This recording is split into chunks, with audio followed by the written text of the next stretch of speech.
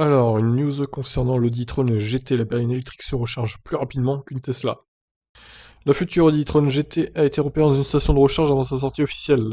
La station en question est celle de Unity, l'un des principaux fournisseurs de stations de recharge en Europe. Donc on rappelle, les perfs, 3 secondes 5 le 0 à 100.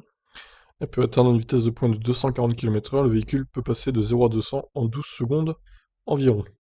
Donc c'est encore une voiture camouflée du coup, cependant nous ne savons davantage sur ses caractéristiques techniques. Le plus surprenante de l'e-tron GT est probablement sa recharge rapide. En effet, la berline électrique est compatible avec une puissance de 350 kW, soit bien plus que les modèles S ou la Porsche Taycan.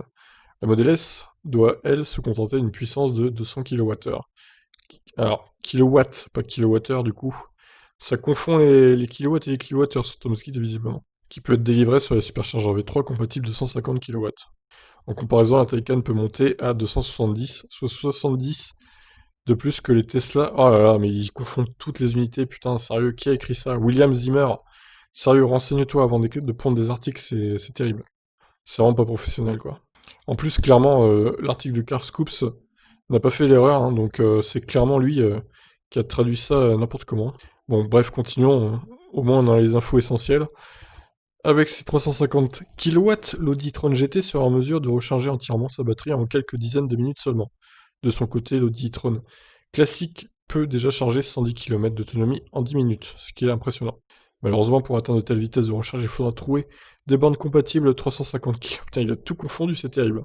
D'après la FAQ de Unity, les stations de recharge sont compatibles 350 kW si celles-ci sont équipées de câbles CCS 2.0.